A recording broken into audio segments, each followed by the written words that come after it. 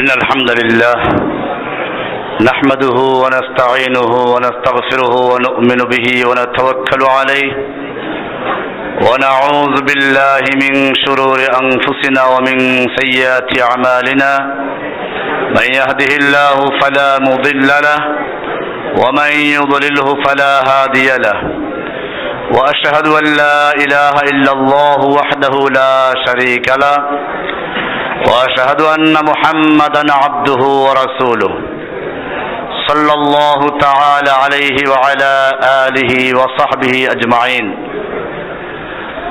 আল্লাহ সুবহানাহু ওয়া তাআলার মহান দরবারে শুকরিয়া জ্ঞাপন করছি, যিনি আমাদেরকে জুমার সালাতের পরে আবারও দ্বীনি ইলম অর্জন করার জন্য, কিছু কথা বলার জন্য এবং শোনার জন্য বসার তৌফিক এনায়েত করেছেন। এজন্য বলি আলহামদুলিল্লাহ। আজকে কিতাবের থেকে দার্স হবে না। আজকে যে বিষয়টা আলোচনা করছি, আমাকে এক ভাই একটা লেখা দিয়ে গেলেন ইন্টারনেট থেকে, যেটা পাওয়া, এটা কোরআনের আলো .com, তারপরে iloveallah.com, এসব ওয়েবসাইটে দেওয়া আছে। লেকচারটা দিয়েছেন উস্তাদ নোমান আলী খান, আমেরিকার এক বড় মসজিদের ইমাম খতিব। এখানে লেখা আছে, আমার ক্ষিপ্ত মুসলিম যুবক ভাইদের প্রতি, ক্ষিপ্ত মুসলিম যুবক ভাইদের প্রতি তিনি একটা নসিহা দিয়েছেন এবং লেখা আছে এখানে, প্রবন্ধটি পড়া হলে শেয়ার করতে ভুলবেন না। ব্যাপক প্রচারের জন্য অনুরোধ জানানো হয়েছে শেষে। আমি মনে করি এটাও ইহুদি খ্রিস্টানদের বোমার হামলা যে ক্ষতি করে,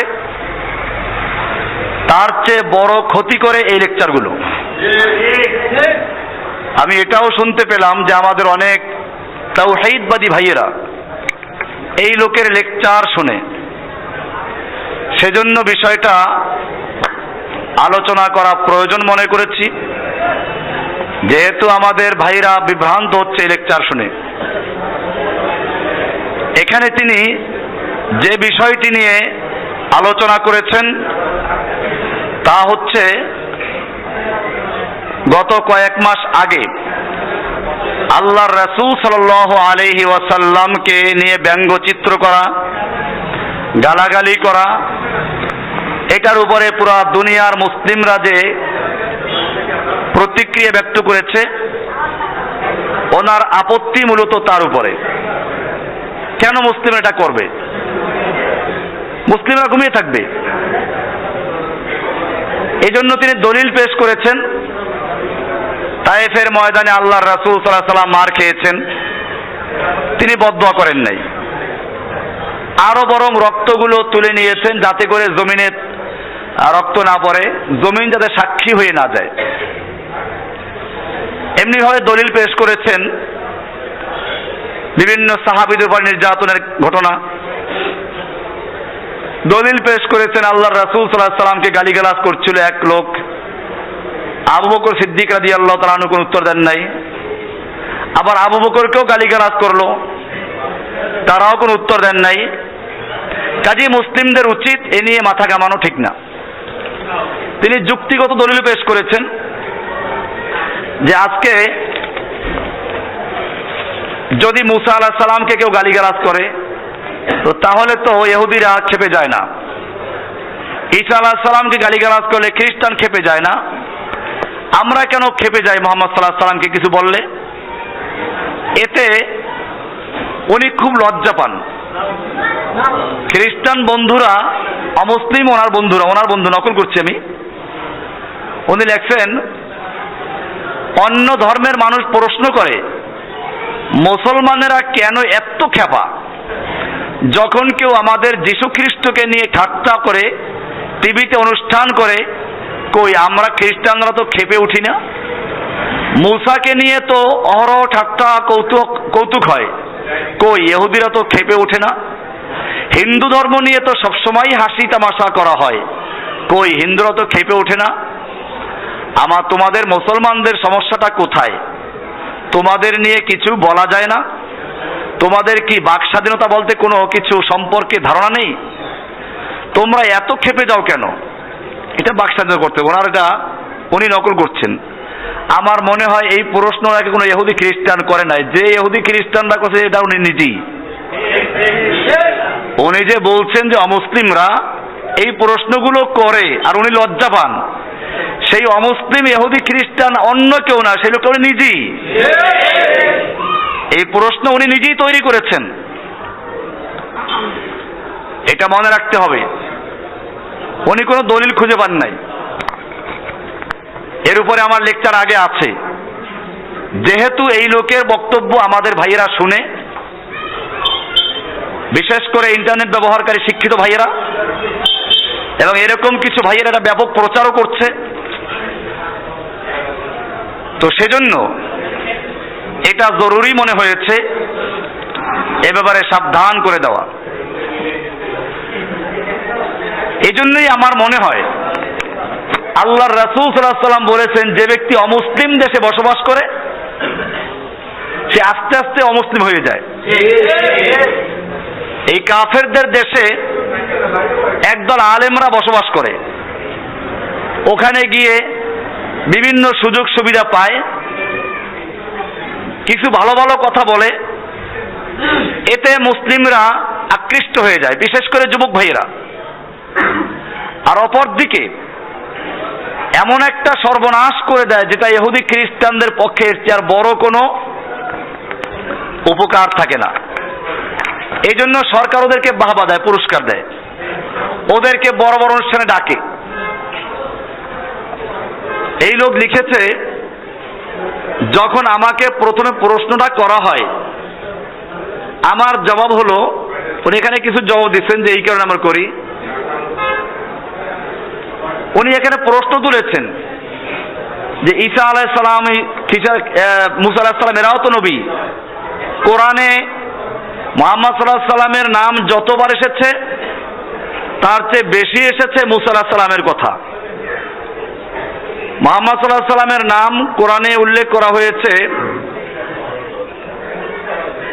4 বার, আর মুসা আলাইহিস সালামের কথা উল্লেখ করা হয়েছে 70 বারেরও বেশি।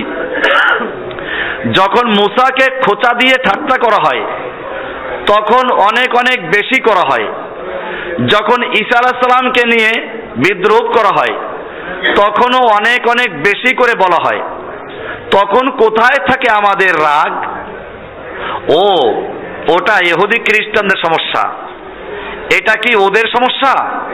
আমাদেরও সমস্যা, আমাদের সমস্যা না? মানে উনি প্রশ্ন করেছেন।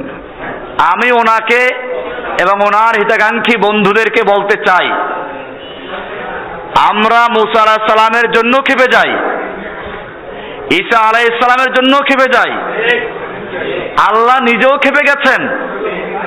ওনার যদি চক্ষু না থাকে, এলেম কালাম না থাকে, বড্ড মূর্খ হয়ে থাকেন, ওনাকে আমি কোরআনের আয়াত বলে দিচ্ছি। আল্লাহ তাআলা কোরআনে বলেছেন, লাকাদ কাফারা আল্লাযীনা ক্বালু, নিশ্চয়ই কাফের হয়ে গেছে ওই সমস্ত লোকেরা যারা বলে, কি বলে? ওজাইর ইবনুল্লাহ, ওজাইর আল্লাহর পুত্র। নিশ্চয়ই কাফের হয়েছে ওরা যারা বলে ঈসা আল্লাহর পুত্র। আল্লাহ ওদেরকে কাফের বলেন নাই? এটা কি প্রতিবাদ না? আল্লাহ তাআলা কি বলেন নাই, ইনতাহু আনিত তাসলিস, এই তিরিত্ববাদ থেকে বিরত থাকো? আল্লাহ প্রতিবাদ করেছেন। এমনি ভাবে গোটা মুসলিম জাতি আল্লাহর নবী মুহাম্মদ সাল্লাল্লাহু আলাইহি সাল্লামের জন্য যেরকম ভাবে ফুঁসে উঠে, ঠিক এরকম ভাবে কোরআনে বর্ণিত এবং অবর্ণিত যারা নবী আছে সবার জন্যই মুসলিমরা প্রতিবাদ করে ফুঁসে ওঠে। কোরআন কোনো পার্থক্য করে নাই। উনি বরং ওনার এই বক্তব্যে, এই আজকে কথা বলেন না, উনি বরং ওনার বক্তব্যে ইহুদিদের পক্ষেই কথা বলেছেন। উনি কি মুসলিম উম্মাহকে তাহলে ইহুদি বানাতে চান? উনি বলেছেন মুহাম্মদ সাল্লাল্লাহু আলাইহি সাল্লামের কথা আলোচনা হয়েছে মাত্র 4 বার, আর মূসা আলাইহিস সালামের আলোচনা 70 বারেরও বেশি। এটা ঘটনা প্রসঙ্গে এসেছে। আল্লাহর রাসূল সাল্লাল্লাহু আলাইহি ওয়াসাল্লামের নাম আল্লাহ তাআলা নেন নাই। উনি কি সেই রহস্য জানে? এইরকম বড্ড মূর্খেরা ইহুদি খ্রিস্টানদের পক্ষে কথা বলার জন্য এগুলো বলে থাকে। আপনাকে মনে করতে হবে আল্লাহ সুবহানাহু ওয়া তাআলা কোরআনে মুহাম্মদ সাল্লাল্লাহু আলাইহি সাল্লামকে নাম ধরে ডাক দেন নাই তার মর্যাদার জন্য। কি সুন্দর খেতাব করেছেন, ইয়া আইয়ুহার রাসূল, ইয়া আইয়ুহান নবী। এইগুলো যদি হিসাব করি কত জায়গা হবে? যেই কয় জায়গায় নাম উল্লেখ করেছে তা প্রয়োজন উল্লেখ করেছে, বিশেষ প্রয়োজনে। ওমা মুহাম্মাদুন ইল্লা রাসূল ক্বাদ খালাত মিন ক্বাবলিহির রাসূল, এখানে উল্লেখ করা আছে বিশেষ প্রয়োজনে। নুজ্জিলা আলা মুহাম্মদ, যেই কিতাব নাজিল করা হয়েছে মুহাম্মাদের প্রতি, এখানে নাম মেনশন না করলে পরে কাদিয়ানী তাবিল করবে, আরেকজনে তাবিল করবে। এই জন্য এখানে নাম নির্ধারণ করে বলা হয়েছে উনজিলা আলা মুহাম্মদ, ওই কিতাবের উপরে ঈমান আনো যে কিতাব নাজিল করা হয়েছে মুহাম্মাদের প্রতি, যাতে করে আর কেউ দাবি করতে না পারে যে আমার প্রতি কিতাব নাজিল করা হয়েছে। রাসূল বললে, এইখানে যদি রাসূল বলা হতো নুজ্জিলা আলার রাসূল, নুজ্জিলা আলান নবী, নবীর প্রতি রাসূলের প্রতি যে কিতাব নাজিল করা হয়েছে ওইটার উপরে ঈমান আনো, তাহলে একজনে দাবি করলো আমি সেই রাসূল। গোলাম আহমদ কাদিনী চালাকি করেছে। কোরআনের সূরা সফে বলা আছে ঈসা আলাইহিস সালাম বললেন অমুসাদ্দিকাম বিরাসূলিন ইয়াতি মিন বা'দি ইসমুহু আহমদ, আমি সত্যায়ন করছি এমন একজন রাসূলের যিনি আমার পরে আসবেন, তার নাম হচ্ছে আহমদ। এই গোলাম আহমদ এতটুকু সুযোগ পেয়ে দাবি করলো আমিই তো সেই গোলাম আহমদ। এজন্য পাকিস্তানের একজন বড় আলেম ছিলেন আতাউল্লাহ শাহ বুখারী, তিনি বলেন ওই গোলাম, এইখানে তো আল্লাহ বলেছেন আহমদ, তুই তো গোলাম আহমদ, আহমদের গোলাম। সে বলল না, আমার বাপ এটা ভুল করে নাম রেখেছেন গোলাম আহমদ, আসলে আমি আহমদ। উনি চিন্তা করলেন এই যেমন ইঁদুর তেমন মুগুর না তো হবে না, আল্লাহর কাছে আগেই তওবা করে নিলেন, আল্লাহ তুমি ক্ষমা করে দিও, শুধুমাত্র বাতিলকে জবাব দেওয়ার জন্য আমি বলছি। উনি বললেন দেখো আমার নাম আতাউল্লাহ, প্রথম শব্দ আতা, পরের শব্দ কি আল্লাহ, তো আতা শব্দটা আমার বাপ ভুল করে রেখেছেন, আমি আসলে আল্লাহ। তো আমি আল্লাহ হয়ে বলছি, তোর মতো আহাম্মককে আমি নবী করে পাঠাই নাই। তো যাই হোক, এই কাদিয়ানি এতটুকু সুযোগ পেয়ে, এই কাদিয়ানি বইগুলো নিয়ে কে আছে? আমাদের কেউ নাই এখানে?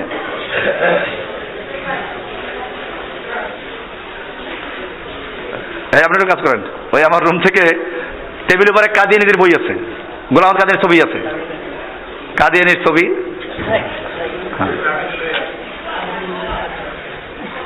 পুলিশে ডিউটি করতো, কাজে লাগে। আচ্ছা, তো বলছিলাম যে বিষয়টা,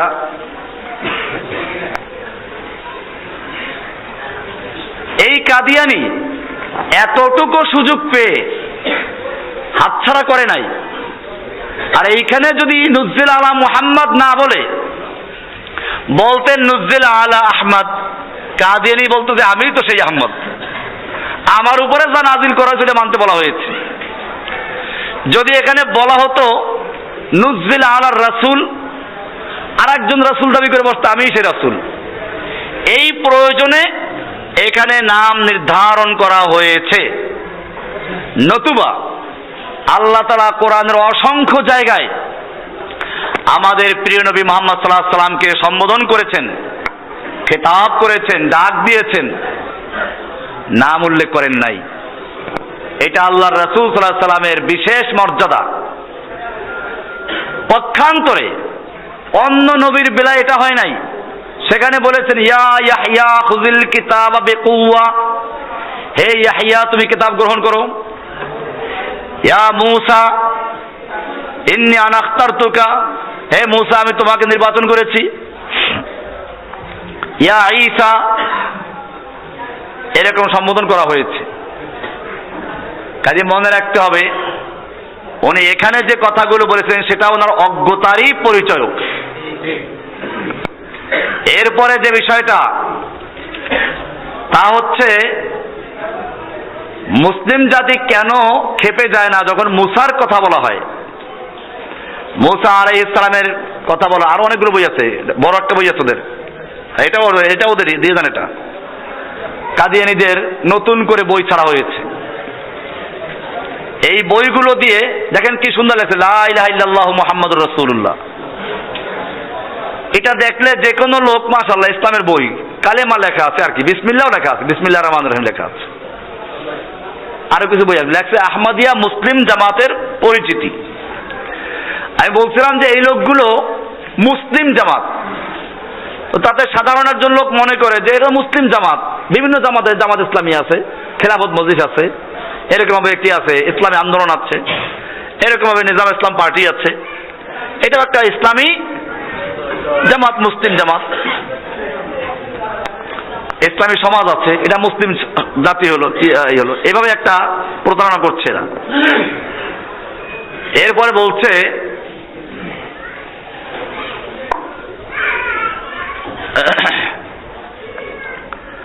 যে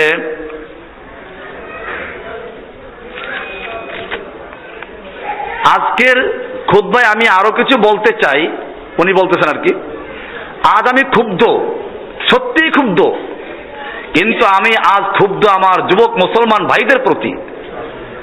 আপনারা আল্লাহর দ্বীনকে রক্ষা করতে চান, তার রাসূল সাল্লাল্লাহু আলাইহি ওয়াসাল্লামের সম্মান রক্ষা করতে চান, তাহলে আগে তার সম্পর্কে জানুন। যারা আল্লাহর রাসূল সাল্লাল্লাহু আলাইহি ওয়াসাল্লামের মুখের উপর সরাসরি থুতু নিক্ষেপ করেছে, তাদের চেয়ে বেশি আর কে তাকে অপমান করেছে বলুন?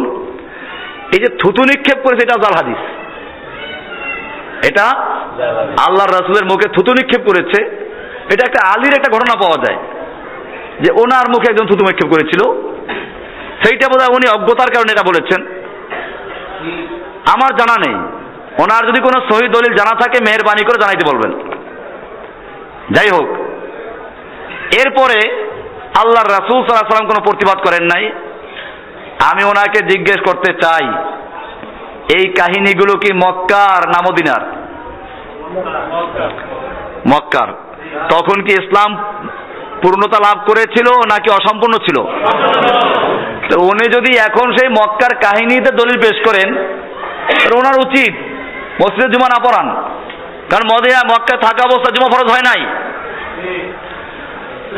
আমি খতিব, কি যেন নাম, উস্তাদ নোমান আলী খান সাহেবকে সম্বোধন করে বলছি, আপনি যদি আমার লেকচার কোনো সময় শুনেন, অবশ্যই শুনবেন, আপনার শিষ্যরাই দিয়েছে আমার কাছে। আপনাকে আমি বলছি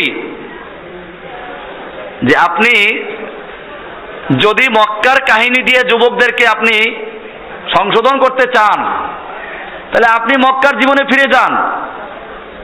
মক্কায় যে কয়টা সূরা নাযিল হয়েছিল ওইগুলো পরিমাণ আনেন। মক্কায় জুমার সালাত ছিল না, আপনি কেন জুমার সালাত পড়াইতে গেলেন? মক্কায় ঈদের সালাত ছিল না, আপনি কেন ঈদের সালাতে খুতবা দেন? মক্কায় সিয়াম ছিল না, আপনি কেন সিয়াম রাখেন? আর আমার তো মনে হয় বুশ থেকে যে শুরু হয়েছে ইফতার পার্টি, আপনি সেখানে গেছেন কিনা আমার সন্দেহ হচ্ছে। আপনি কেন সিয়াম রাখেন? মক্কার কোনোটাই না। আর যদি বলেন যে না, মক্কার থেকে মদিনায় যাওয়ার পরে ইসলাম পূর্ণতা লাভ করেছে, আমাকে এখন পূর্ণ ইসলাম মানতে হবে, তাহলে আপনাকে বলি, কান খুলে শুনুন, চোখ খুলে দেখুন। কোরআনে পরিষ্কার বলা আছে, আল্লাহর রাসূল সাল্লাল্লাহু আলাইহি সাল্লামকে নিয়ে উপহাস করেছিল, মজাক করেছিল কিছু লোকেরা। আল্লাহ তাআলা প্রতিবাদ করেছেন। হাফেজ একজন দিক চলে আসো। আল্লাহ তাআলা কি বললেন? আল্লাহ তাআলা আয়াত নাযিল করে দিলেন যে কদ কাফারতুম বাদা ঈমানিকুম, তোমরা ঈমানের পরে কুফর করে বসেছো। তারা কি করেছিল? আল্লাহর রাসূল সাল্লাল্লাহু আলাইহি ওয়াসাল্লাম উপহাস করেছিল। মক্কার মদিনার মুনাফিক নেতা ঘোষণা করলো লা ইউখরিজান্নাল আযযু মিনহাল আযাল, এইবার মদিনায় গেলে আমাদের সম্মানিত লোকেরা ইতর লোকদেরকে বের করে দিবে। আল্লাহর নবী নিজেও প্রতিবাদ করেছেন, আল্লাহ করে প্রতিবাদ করেন নাই। আল্লাহর নবীর বিরুদ্ধে যখন কথা বলল মদিনার ইহুদি আবু রাফে, আল্লাহর নবী সাল্লাল্লাহু আলাইহি ওয়াসাল্লাম তাকে হত্যা করার জন্য লোক পাঠান নাই, তাকে হত্যা করা হয়েছে। ওনার যদি হাদিস না জানা থাকে বুখারীর কিতাবুল মাগাজি খুলে দেখতে বলা হচ্ছে, আবু রাফের কাহিনী দেওয়া আছে, কাব ইবনে আশরাফের কাহিনী লেখা আছে। এরপরে ওনাকে আমি আরো বলবো, আপনার যদি হাদিস সম্পর্কে অজ্ঞতা থাকে বাংলাদেশে চলে আসুন, আপনাকে হাদিস খুলে পড়াবার জন্য প্রস্তুত রয়েছি, কারণ আপনার দ্বারা উম্মাহ গোমরাহ হচ্ছে। মক্কা বিজয়ের হাদিস পড়ুন। আল্লাহর নবী সাল্লাল্লাহু আলাইহি ওয়াসাল্লাম যখন মক্কা বিজয় করলেন, যুদ্ধের পোশাকটা এখনো খোলেন নাই। এর মধ্যে বলা হলো, আপনারা জানেন আল্লাহর নবী মক্কা বিজয়ের পরে সমস্ত মানুষদের ক্ষমা করে দিয়েছিলেন, কিন্তু নির্দিষ্ট কয়েকজন লোককে ক্ষমা করেন নাই। এর মধ্যে একজন ছিল ইবনু খতাল। কি নাম? ইবনু খতাল। আল্লাহর নবীকে বলা হলো, এই যে ইবনে খতাল, যাকে ক্ষমা করা হয় নাই, সাধারণ ক্ষমার আওতায় আসে নাই, ওই ইবনে খতাল মুতাআল্লিকুন বিআসতারিল কাবা। আপনার কাছে যদি মাকতাবায়ে শামেলা থাকে তাহলে আপনি মুতাআল্লিকুন লিখে সার্চ দিন, অথবা ইবনু খতাল লিখে সার্চ দিন, হাদিসগুলো চলে আসবে কোন কোন কিতাবের কত পৃষ্ঠা আছে। ইবনে খতাল মুতাআল্লিকুন বিআসতারিল কাবা না পাইলে আমাদের সঙ্গে যোগাযোগ করুন। আল্লাহর নবীকে বলা হলো, ইবনে খতাল কাবার গিলাফ ধরে ঝুলে আছে, কাবার গিলাফ ধরে ঝুলে আছে, অথচ কাবা সম্পর্কে বলা আছে ওমান দাখালাহু কানা আমিনা, যে ব্যক্তি হারামের সীমানার মধ্যে প্রবেশ করবে সে নিরাপত্তা লাভ করবে। সেই হারামের সীমানার ভিতরে, হারামের সীমানার ভিতরেই না খালি মসজিদুল হারামের ভিতরে, মসজিদুল হারামের ভিতরেই না খালি মাতাফ ত্যাগ করে কাবার গিলাফ ধরে ঝুলেছিল যে লোকটা জীবন বাঁচাবার জন্য। আল্লাহর নবীকে বলা হলো, ইন্না ইবনা খতাল মুতাআল্লিকুন বিআসতারিল কাবা, ইবনে খতাল কাবার গিলাফের সঙ্গে ঝুলে আছে বাঁচার জন্য। আল্লাহর রাসূল সাল্লাল্লাহু আলাইহি ওয়াসাল্লাম বলেন, ফাকতুলুহু, ওকে ওখানেই কতল করে দাও। কি অপরাধ ছিল ইবনে খতালের? ইবনে খতাল ইসলাম গ্রহণ করে মদিনায় গিয়েছিল, পরবর্তীতে স্বার্থবাজ, কোন স্বার্থ মিলে নাই, পরে মুরতাদ হয়ে চলে আসে। এরপরে দুইটা বান্দি কিনে গায়িকা, এই গায়িকারা আল্লাহর নবীর বিরুদ্ধে হেজু করত, গান গাইত। এই অপরাধের কারণে ইবনে খতাল কাবার গিলাফের সঙ্গে ঝুলা অবস্থা থেকে হত্যা করে দেওয়া হয়। এজন্য ইমাম ইবনে তাইমিয়া রাহমাতুল্লাহ আলাইহি একটা কিতাব লিখেছেন। আমি ওই আলেমকে এবং তার লেকচার যারা শুনেন, আমি পরিষ্কার বলে এই লেকচার যে কোরআনের আলো .com-এ ছাড়া হয়েছে, এটা যদি এইরকম লেকচার ছাড়ে তাহলে এটা কোরআনের আলো নয়, এটা কাফেরের জুলমাত, কুফফারদের জুলমাত ছড়ানো হচ্ছে। আপনারা সাবধান হয়ে যাবেন। ইমাম ইবনে তাইমিয়া রাহমাতুল্লাহ আলাইহি এর উপরে কিতাব লিখেছেন, আস-সারিমুল মাসলুল আলা শাতিমির রাসূল, আস-সারিমুল মাসলুল আলা শাতিমির রাসূল। এই কিতাব আরবিতে আছে, সম্ভবত ইংলিশেও তর্জমা হয়েছে। উনি তো আশা করি আরবি পড়তে জানেন, যেহেতু উনি নাকি মাদানীয়, মদিনাতেও পড়াশোনা করেছেন। আল্লাহু আলাম, আমি নিশ্চিত ভাবে ওনার থেকে জানি না, কিন্তু ওনার লেকচারটা পৌঁছে গেছে আমার কাছে। উনি আরবি নিশ্চয়ই জানবেন। আমি ওনাকে বলবো এই কিতাব পড়ুন, তারপরে নিজের ভুল সংশোধন করুন। আল্লাহর নবী সাল্লাল্লাহু আলাইহি ওয়াসাল্লামকে গালিগালাজ করলে সাহাবায়ে কেরাম বরদাস্ত করতেন না। সে ঘটনা ওনার জানা আছে। আস-সারিমুল মাসলুল পুরা কিতাবটার উপরে আল্লাহর রাসূল সাল্লাল্লাহু আলাইহি ওয়াসাল্লামকে যদি কোনো ব্যক্তি গালিগালাজ করে, যদি আল্লাহকে গালিগালাজ করে, তুচ্ছ তাচ্ছিল্য করে, সেই ব্যক্তির দুনিয়ায় থাকার কোনো অধিকার থাকে না। এই জমিনের মালিক আল্লাহ, আল্লাহর রাসূলকে আল্লাহ তাআলা পাঠিয়েছেন তার দূত হিসেবে। আল্লাহর রাসূলকে গালি দিলে পরে তার দুনিয়ায় থাকার অধিকার সে হারিয়ে ফেলে। এজন্য মুসলিম যুবকেরা যারা প্রতিক্রিয়া ব্যক্ত করেছে তারা ঠিকই করেছে। অবশ্য উনি একটা কথা এখানে লিখেছেন যে এর দ্বারা তাকে হাইলাইট করা হয়েছে, তাকে প্রচার করা হয়েছে, এটা ঠিক আছে। তো উনি এটা লিখে যদি বলতেন যে ঠিক আছে একে কতল করার জন্য আমার কিছু পরিকল্পনা আছে, তাহলে আমি তাকে ধন্যবাদ জানাইতাম। কিন্তু উনি তা না বলে এখানে অনেকগুলো দলিল পেশ করেছেন, মক্কার কাহিনীগুলো। আল্লাহ রাসূল সাল্লাল্লাহু আলাইহি ওয়াসাল্লাম কিছু বলেন নাই, সাহাবারা কিছু বলেন নাই, আমরা ঘুমিয়ে থাকবো। উনি সেটাই উপদেশ দিয়েছেন। এজন্য আমাদের মনে রাখতে হবে, এটা বাস্তব, যখনই কোনো ব্যক্তি আল্লাহর রাসূলকে গালিগালাজ করে, যেহেতু তার জীবনের নিরাপত্তা সে হারিয়ে ফেলেছে, এই জমিনে থাকা তার অধিকার নেই। এই কারণে আল্লাহর রাসূল সাল্লাল্লাহু আলাইহি ওয়াসাল্লাম যেভাবে সাহাবায়ে কেরামদের গোপনে পাঠিয়ে দিয়েছেন এবং তাকে হত্যা করা হয়েছে, ঠিক এরকম ভাবে দুনিয়ার যে কোনো প্রান্তে, চাই নামধারী মুরতাদ মুসলমান হোক অথবা কাফের হোক, আল্লাহর নবীকে নিয়ে গালিগালাজ করবে, ব্যঙ্গচিত্র অঙ্কন করবে, তুচ্ছ তাচ্ছিল্য করবে, তাকে গোপনে হত্যা করে দেওয়া। ওকে নিয়ে মিছিল মিটিং করা দরকার নাই। ওকে নিয়ে মিছিল করবেন তাহলে কুফফাররা ওকে আরো হিরো বানাবে। এই জন্য উনি যদি এই সমাধানটা দিতেন তাহলে খুব খুশি হতাম। কিন্তু উনি বোধহয় কাফের রাষ্ট্রে থাকার কারণে ঈমানের শৌর্য বীর্য সব কিছু হারিয়ে এখন কুফফারদের মিশন বাস্তবায়ন করতে নেমেছেন। উনি বলেছেন মুমিনরা উত্তেজিত হবে না।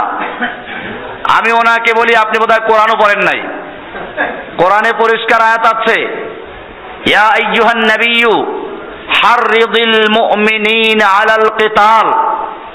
হে নবী, আপনি মুমিনদেরকে উদ্বুদ্ধ করুন, উত্তেজিত করুন কিতালের জন্য। উনি তো এখানেও একই নসিহত দিবেন। উনি হয়তো এটা বলবেন যে দুনিয়ার বিভিন্ন প্রান্তে মা বোনদের ইজ্জত নষ্ট করা হচ্ছে, এই জন্য কিছু করার নাই, কারণ মক্কায় আল্লাহ নবী কিছু করেন নাই। আমার তো মনে হয় আল্লাহু আলাম এই জাতীয় লোকদের দিয়েই বর্তমানে যে কোরআন তৈরি করেছে জিহাদের আয়াতগুলো বাদ দিয়ে, এশিয়ান কোরআন, এটা তৈরি করেছে এই সমস্ত আলেমদেরকে দিয়েই। কারণ ওরা কেমনে বুঝবে কাফেররা যে কোনটা জিহাদের আয়াত কোনটা কিসের আয়াত? কিছুদিন পরে এই আলেমরা হয়তো ইহুদি খ্রিস্টানদের পক্ষে এখন যেমন নগ্নভাবে নির্লজ্জভাবে তারা বলছে যে মুসলিম যুবকেরা কেন এরকম ক্ষিপ্ত হচ্ছে, আর এখানে লেখছে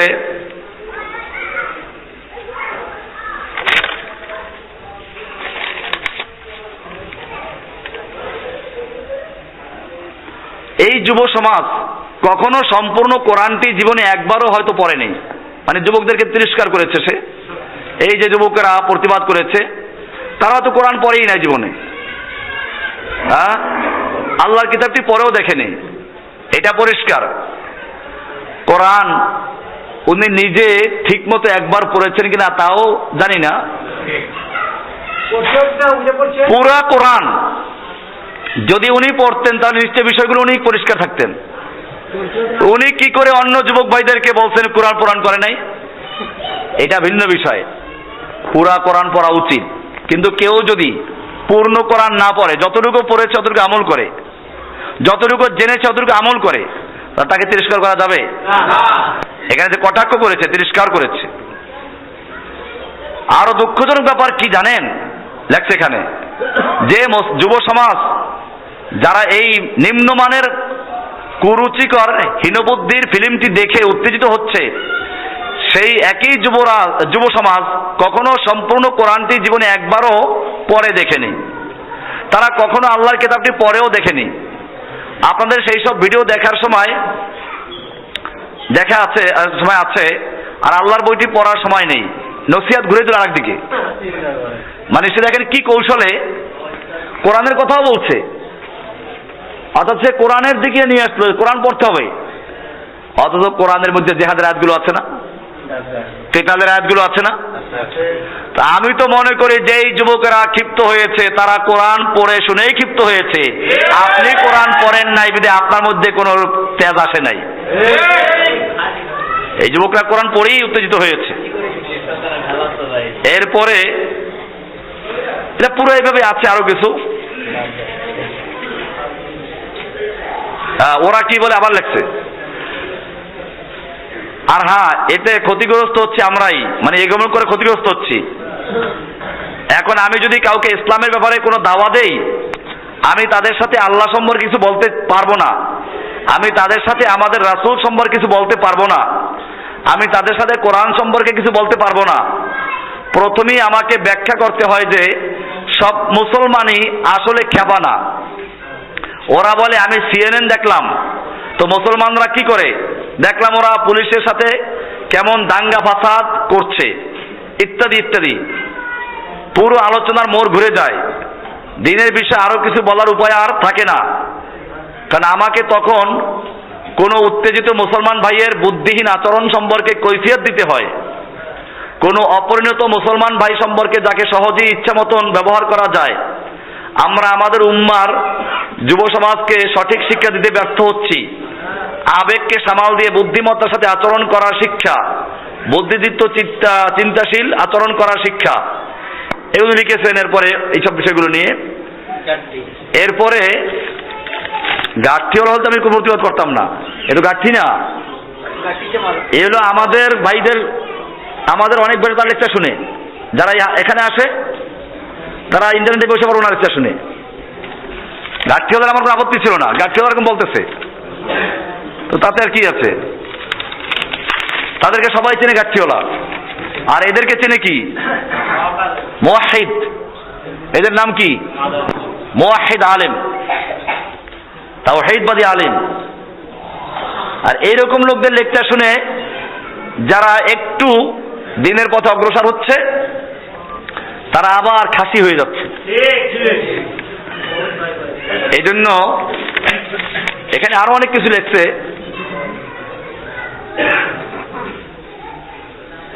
আজকের দিনে এই পৃথিবীতে আমাদের কাজ হলো দিনকে নিজের মধ্যে ধারণ করে দিনের প্রতি প্রতিনিধিত্ব করা, মানুষকে জানানো যে ইসলাম আসলে কি।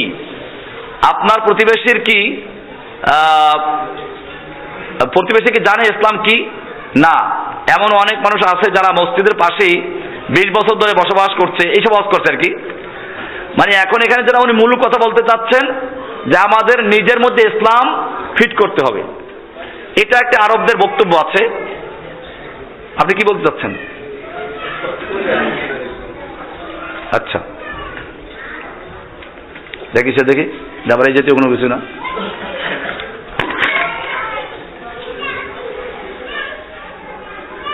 আচ্ছা এটা পরে দেখতে হবে, সময় এটা আবার আগামী জুমায় পাবেন। আপনারা লেকচার কোনো বিষয় থাকলে শিক্ষা দেবেন আগে, তাহলে আমার দেখতে হবে, না দেখে তো কিছু বলা যায় না, কোনো মন্তব্য করা যায় না।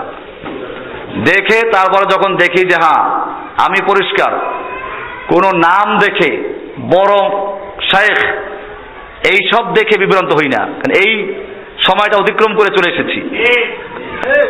জীবনের একটা সময় ছিল বড় বড় আলেম কি বলে, ডিগ্রিধারী বিজ্ঞ আলেম কি বলছেন, এই দেশের হাজার হাজার আলেম কি বলছেন। এখন ওইটা মাথার থেকে সরাইয়া এখন বলি কোরআন সুন্নাহ মোতাবেক কে বলছে। সে যদি একেবারে ছোট্ট ব্যক্তি হয়, একটা আদনা তালেব ইলম হয়, সে যদি কোরআন সুন্নাহর দলিল পেশ করে, আমি তার কাছে আত্মসমর্পণ করতে প্রস্তুত। আর যদি বিজ্ঞ আলেম, বড় আলেম, লক্ষ লক্ষ আলেম সবাই মিলে বলছে, সব মসজিদের ইমামরা বলছে, সব পীর সাহেবরা বলছেন, সব মুহাদ্দিসরা বলছেন, সব শাইখুল হাদিস সাহেবরা বলছেন, সব মুফতি সাহেবরা বলছেন, কিন্তু কোরআন সুন্নাহর বিপক্ষে, তাহলে কি হবে? পুরা দুনিয়া একদিক চলে যায়, মানতে রাজি না। এখন এই দৃষ্টিভঙ্গি নিয়ে আছি। কাজে কোনো ব্যক্তির ডিগ্রি দেখে এটা প্রয়োজন মনে করি না। বলে আপনি আপনার বইতে ডিগ্রি লেখেন কি জন্য? লেখি ওদের জন্য। এটা ইনশাআল্লাহ সামনে দিতে বন্ধ করে দেব। লেখতে হয় কি জন্য? আমি যদি না লেখি ওরা বলে কি আপনি বইটা নিয়ে যাবেন, আর এরকম কত লোক বাজারে আছে, উনি কোন আলেম নাকি? তো সেই জন্য পরিচয় দেই যে না, এই বাংলাদেশে অন্তত পক্ষে সর্বোচ্চ যে প্রতিষ্ঠানগুলো সেখানে আমি পড়াইছি, খালি পড়ি না তা না। দেওবন্দি মাদ্রাসার গোড়া কোথায়? দেওবন্দ, ইন্ডিয়াতে। আমি ইন্ডিয়ার একজন ভালো ছাত্র, দেওবন্দ মাদ্রাসার একজন মমতাজ ছাত্র। আমার নাম্বার দেখেন না, 50-এ 50 আছে। ও 50 মার্কে পরীক্ষা হয়, 50 মার্কে 50 আছে কয়েকটায়, আর সর্বনিম্ন আছে 45। অর্থাৎ 50 মার্কে 45-এর নিচে আমার কোনো মার্ক নাই। আমার সঙ্গে যারা পড়েছে বাংলাদেশে বহু আছে, দেওবন্দে ওই সময় তার বাংলাদেশ নাই। তা আমি যদি এরকম রাস্তার কোনো ব্যক্তি হইতাম, এতদিনে তারা কেউ মানে উড়ে যেত আমাকে। আমি বাংলাদেশের বড় একটা মাদ্রাসা আছে শাইখুল হাদিস, যেখানে পড়াইছেন আগে শাইখুল হাদিস আজিজুল হক সাহেব মারা গেলেন। ওনার এই শাইখুল হাদিস খেতাব যে মাদ্রাসার থেকে, আমি নিজে ওই মাদ্রাসার শাইখুল হাদিস ছিলাম, বরিশাল মাহমুদিয়া মাদ্রাসা। এই শাইখুল হাদিস আজিজুল হক সাহেব, এই সালাউদ্দিন সাহেব, এরা বাংলাদেশ যখন স্বাধীন হয় তখন এই লালবাগ মাদ্রাসা ছিল, তার বন্ধ হয়ে গেছিল, ওই মাদ্রাসা খোলা ছিল। তখন এরা ছাত্র মাত্র নিয়ে সব চলে গেছিল কোথায়? ওই মাহমুদিয়ায়। ওই যে বাইতুল মোকাররম ইমাম সাহেব ছিল নুরুদ্দিন সাহেব, উনি ওই মাদ্রাসার ছাত্র, ওই মাদ্রাসা থেকে দাওরাবাস করছে। তো এখন একদিকে বরিশাল মাহমুদিয়া মাদ্রাসায় পড়েছে দীর্ঘদিন, একদিকে জামিয়া রহমানিয়া, বাংলাদেশের শীর্ষ পর্যায়ের মাদ্রাসা, যেখানে আমি পড়ছি এক সময়। তো এই জন্য লেখতে হয় কি জন্য? যে ওরা যাতে করে আপনাদেরকে তুচ্ছ তাচ্ছিল্য করতে না পারে।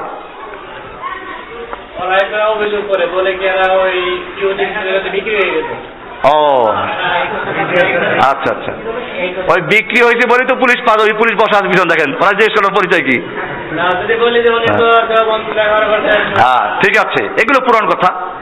যুগে যুগে চোর কি করে, যখন পালাইতে পারে না, লোকে ধাওয়া করছে, তখন চোরও কি বলে? তখন চোরে বলে চোর চোর চোর।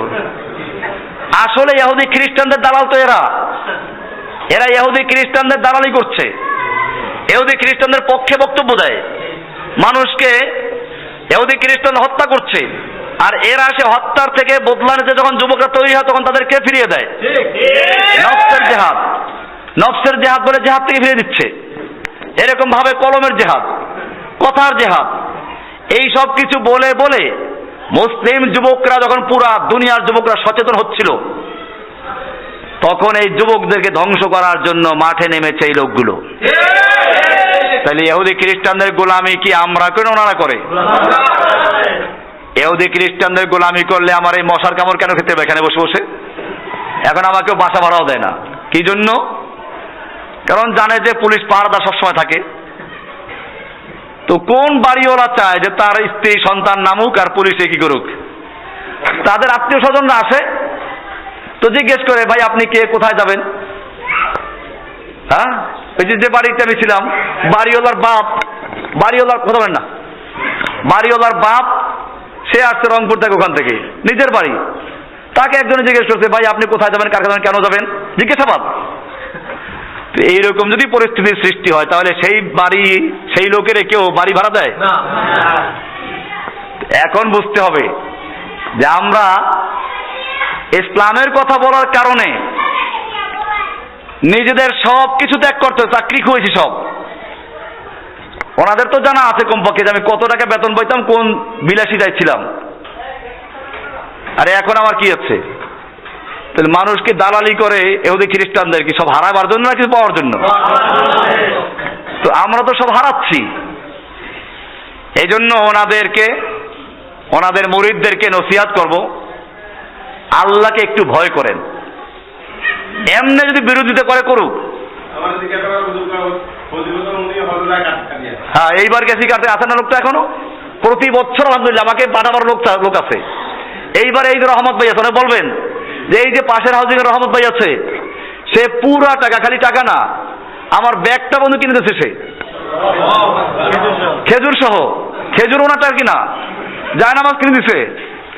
তো এখন এরকম আল্লাহর বান্দা কিছু আল্লাহ প্রতি বছর পাঠাই দেয়। কারণ আমার ওখানে কি লাগে, ওখানে ওলামাদের সঙ্গে সাক্ষাৎ করি, আমার মধ্যে কোনো ভুল ভ্রান্তি আছে কিনা সংশোধন করার চেষ্টা করি। আমি এমন না যে আমি একা। ওনারা বলে উনি কোনো মুরব্বী মানে না। আমি মুরব্বী মানি, তবে তোমাদের মতো মুরব্বী মানি না। কোরআন সুন্নাহ অনুযায়ী যারা কথা বলে সেই মুরব্বী মানি।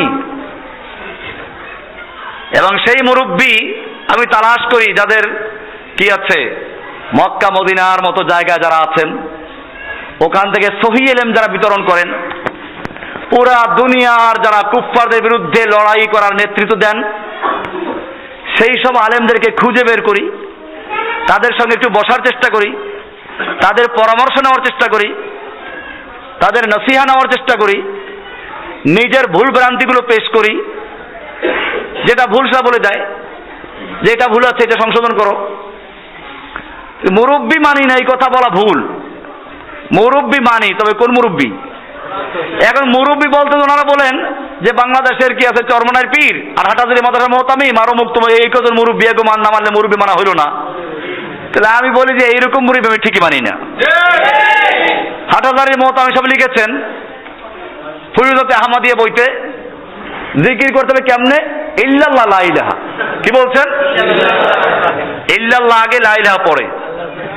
আমি এই মুরব্বী মানি না যে মুরব্বী কালেমাতুত তাওহীদ লা ইলাহা ইল্লাল্লাহকে পূর্ণ বদলাই ফেলছে। আমি এই মুরব্বী ঠিকই মানি না। আমি ওই সমস্ত মুরব্বী মানি না যে মুরব্বীরা কি করেন, আল্লাহর নবী সব না, নবীকে তো আবার দেওবন্দিরে বলে না, এটা বলে বেরেলবিরা। দেওবন্দিরে বলে বুজুর্গরা কাশফ খোলা সব দেখতে পায়। হ্যাঁ, বুঝি নাই? দাওয়াতুল হক মনসুর সাহেব তো এক জায়গায় আলী রাদিয়াল্লাহু তাআলা আনহু চার তরিকার পীরের পীর। চার তরিকার পীর কে? আলী রাদিয়াল্লাহু তাআলা আনহু। তো উনি লেখছেন আমি এই মুরব্বী ঠিকই মানি না। এই জন্য উনি আমার ওস্তাদ, রাহমানিতে পড়ছি ওনার কাছে, সব জায়গায় বলে বেড়ায় ওস্তাদ মানে না। আমি তো ঠিকই, আমি তো খালি আপনার কাছে পড়ি নাই, আমি আরো অনেক ওস্তাদের কাছে পড়েছি, এখনো পড়ি। তো আমি ওস্তাদ মানি না কে বললো? আমি আপনাকে মানি না। আমি আপনার মতো ওস্তাদ যারা তাদেরকে মানি না। যারা চরমনার দালালি করে মাওয়াজে সাকিয়া বইটা লেখছে কে? মুফতি মনসুর সাহেব, উনি লিখেছেন। একজন আলেম কি করে লেখে? পীরের কাছে মুরিদ হওয়া ফরজ, ওনার লেখা। আপনারা দেখবেন মাওয়াজে সাকিয়া যে বইটা আছে, চরমনার ইসহাক সাহেবের বক্তব্য সংকলন, এই বইটার লেখক হচ্ছেন কে? মুফতি মনসুরুল হক। কাজী এটা ভিন্ন কথা। আমি দেওবন্দে গেছি ওনার সাথে, উনি আমাকে দাওয়াতুল হকের যে প্রধান পীর আবরারুল হক সাহেব, ওনার দরবারে খানকায় গেছি, আমি কয়েকদিন থাকছি। ওখান থেকে দেওবন্দে গেছি, কিন্তু খানকায় যে গেছি তা না, খানকায় গেছি, আমি খানকায় ছিলামও। তো যাই হোক, এগুলো অনেক ইতিহাসের কাহিনী। উনি গেছেন এক খলিফার, থানবী সাহেবের 3 খলিফা পেয়েছে। কয় খলিফা? ওনারা পাইছেন 1 খলিফা, ওনার 2 খলিফা পাইছেন উনি। হাফিজ জুজু ছিলেন একজন খলিফা, বাংলাদেশের হাফিজ জুজু ছিলেন না, উনি আশরাফ আলী থানবী সাহেবের একজন খলিফা। তো এরপরে আবরারুল হক সাহেব, উনি আরেকজন খলিফা। আর একজন ছিলেন ইন্ডিয়াতে জালালাবাদ, মাসিহুল্লাহ খান সাহেব। আমি তার ওখানেও গেছি, খালি গেছি না, বৃহস্পতিবার ছুটি পাইলে চলে যেতাম, কিন্তু ফয়েজ বরকত নেওয়ার জন্য দেখি কাস্টমারটা খুলে কিনা। তো যাই হোক, এখন মনে করতে হবে এই কাশফখোলার আকীদা সব পীরের, এইটাতে আর দেওবন্দি আর বেরলভী কোনো পার্থক্য নাই। আমি দেওবন্দীকে ছোট করছি না, দেওবন্দের বিরুদ্ধে বলছি না। দেওবন্দীদের অনেক বড় অবদান আছে, ভারতবর্ষে যতগুলো যুদ্ধ হয়েছে সব জায়গায় তারা নেতৃত্ব দিয়েছে। আমার কাছে এই জন্য দেওবন্দি আর আহলে হাদিস নিয়ে কোনো কথা নাই, কারণ আমি দুইটা দাওয়াত পেশ করি, একটা হচ্ছে জিহাদ আর একটা কি তাওহীদ। তাওহীদের ক্ষেত্রে আহলে হাদিসদের লোকেরা এক অংশে মিলে, তাও রাষ্ট্রীয় তাওহীদগুলো তারা বুঝে না, রাষ্ট্রীয় যে শিরিক আছে এগুলো তারা বুঝে না, পরিষ্কার তাদের কাছে। মূর্তি তৈরি করা শিরিক, এরকম ভাবে আল্লাহর বিধান পরিবর্তন করে বিকল্প আইন তৈরি করা শিরিক, মদের লাইসেন্স দেওয়া, সুদের লাইসেন্স দেওয়া, আল্লাহর সম্পত্তি বন্টনের বিধান পরিবর্তন করা, এইগুলো যারা করছে তারা আল্লাহর আসনে মরছে না? তাহলে এগুলো শিরিক না? রাস্তার ভরে ভরে মূর্তি তৈরি করা শিরিক না? তো তাওহীদের দাওয়াত কিছু দেয় আহলে হাদিসদের আলেমরা, কিন্তু এর মানে এই না যে আমার সঙ্গে তাদের অনেক মিল আছে। না, দুই জায়গায় মিল নাই, জিহাদের ক্ষেত্রে মিল নাই, রাষ্ট্রীয় তাওহীদের ক্ষেত্রে মৌলিক জায়গায়। তাহলে একটার আংশিক মিল আছে, একটার কি আংশিক। আর দেওবন্দীদের সঙ্গে আমাদের মিল আছে, জিহাদের ক্ষেত্রে দেওবন্দীরা অগ্রগামী। এই তালেবান বলেন, মোল্লা ওমর কোথার ওই মাদ্রাসার শিক্ষক, তালেবান কোথার সব তালেবান কয় মাদ্রাসার ছাত্র। এরকম ভাবে ভারতবর্ষের ইতিহাসগুলো তালাশ করেন, যতগুলো যুদ্ধ হয়েছে সব জায়গায় দেওবন্দীরা যুদ্ধ করেছে। এই দিক দিয়ে আবার এরা আমার পক্ষে। এটা এরকমই একজন লোক, আমি এক জায়গায় জামাতের বিপক্ষে কিছু কথা বলেছিলাম, তো আওয়ামী লীগের একজন এসে খুব খুশি হয়ে গেছে। আমি সবাইকে বললাম যে বসেন, আমার লেকচারে যদি কেউ ভুল বুঝে থাকেন তাহলে সংশোধন করা দরকার আছে। আমি জামাতের বিরুদ্ধে বক্তব্য দিয়েছি, কারণ কি? তারা গণতন্ত্র মানে এই জন্য গণতান্ত্রিক প্রক্রিয়ায় নির্বাচন করে, গণতান্ত্রিক প্রক্রিয়া তারা বিজয় করতে চায়, এই জন্য আমি বিরুদ্ধে বলেছি। তো আমি যেই কারণে জামাতের বিরুদ্ধে বলেছি সেই কারণে আওয়ামী লীগ জামাতের পক্ষে। কারণ গণতন্ত্র কি? আওয়ামী লীগও চায় গণতন্ত্র প্রতিষ্ঠা করতে, আর জামাতও চায় কি করতে? আর আমি আওয়ামী লীগ যে কারণে জামাতের বিরোধিতা করে, সেই কারণে আমি জামাতের পক্ষে। আওয়ামী লীগ জামাতের বিরোধিতা করে কি জন্য? ইউনিভার্সিটি ইসলাম কেন বলে? কেন ইসলামের কথা বলে ওরা? ইসলাম নিয়ে আবার কেন লাফালাফি করে? তাহলে আওয়ামী লীগের যে জামাত বিরোধিতা, তার কারণটা কি? ইসলাম। ওরা এই সমস্ত বোঝে না। তাহলে যেই কারণে আওয়ামী লীগের লোকেরা জামাতের বিরোধিতা করে, সেই কারণে আমি কোন পক্ষে? জামাতের পক্ষে। আবার আমি যেই কারণে জামাতের বিরোধিতা করি, সেই কারণে আওয়ামী লীগ কোন পক্ষে? জামাতের পক্ষে। এটাকে মান্তেকের পরিভাষায় বলে ওমম খুসুস মিন ওয়াজহিন। কি বলে এটাকে? বুঝেন না আজকে, মান্তেক বুঝেন আজকে। মান্তেক একটা তর্কশাস্ত্র, একটা বিদ্যা আছে। ওই যে কয় না যে এগুলো জানা লাগে।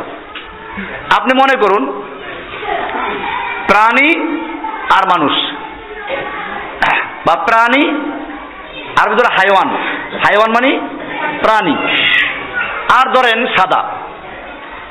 দুইটা শব্দ বললাম, একটা হলো সাদা রং, একটা রঙের নাম, আর হাইওয়ান হলো একটা প্রাণী, যে কোনো প্রাণী হতে পারে।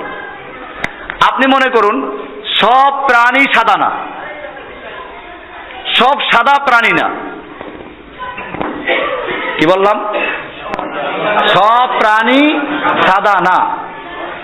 অত প্রাণী হলে সাদা হওয়া জরুরি না, কিন্তু অনেক প্রাণী কি আছে? অনেক প্রাণী সাদা আছে। বক সাদা, এরকম ভাবে পানির ভিতরে কাক আছে, চিল আছে, ওগুলো সাদা। এগুলো প্রাণী সাদা। তাই বলে সব প্রাণী কিনা সাদা না। কাউয়া, কালা কাউয়া, হাতি, মহিষ, এগুলো কালো, সাদা পাওয়া যায় নাই। আবার সব সাদা প্রাণী না, কিছু সাদা প্রাণী, সাদা টুপি, সাদা জামা, এগুলো সাদা কিন্তু প্রাণী না, এটা প্রাণী না, হাইওয়ান না। হ্যাঁ, কিছু আছে দুইটাই পাওয়া যায়, যেমন কি বক, হাইওয়ানও পাওয়া গেছে, সাদাও পাওয়া গেছে। জামা সাদা পাওয়া গেছে, হাইওয়ান পাওয়া যায় নাই। হাতি হাইওয়ান পাওয়া গেছে, সাদা পাওয়া যায় নাই। এইরকম একদিকে মিলে আর একদিকে মিল নাই। তো এইরকম যদি কারোর সাথে কোনো কিছুতে মিলে, তাহলে এই জন্য কি একটা লোককে ওই দলের বলা যাবে? আমাকে বলা যাবে না আমি আহলে হাদিস, বলা যাবে? কারণ কি? আহলে হাদিসদের সঙ্গে আমার দুইটা মৌলিক জায়গায় পার্থক্য আছে। একটা হচ্ছে তাওহীদের ভিআইপি তাওহীদ, রাষ্ট্র তাওহীদ। এই ক্ষেত্রে তারা বলে দেশের আইন মানা জরুরি। আমি বলি যে দেশের আইন মানা জরুরি যদি খেলাফত পদ্ধতি হয়, যদি কোরআন সুন্নাহ মোতাবেক কেউ দেশ চালায়, খেলাফত ব্যবস্থা কায়েম থাকে, তাহলে দেশের আইন মানা কি? ফরজ। সংবিধানটা হবে কোরআন সুন্নাহর আলোকে। আর যেই দেশের সংবিধানে লেখা আছে সার্বভৌম ক্ষমতার মালিক জনগণ, যেই দেশের সংবিধানে লেখা আছে এই সংবিধান দেশের সর্বোচ্চ আইন, অন্য অন্য আইনের যতখানি এর সাথে অসামঞ্জস্যশীল, ওই আইনের ততখানি বাতিল হবে। এই রকম সংবিধান দিয়ে যারা দেশ পরিচালনা করে, এই রকম শাসকদের থেকে আনুগত্য করার দূরের কথা, বর্জন করা জরুরি। এক্ষেত্রে আমরা বলি এরা তাগুত। এরা কি? তাগুত।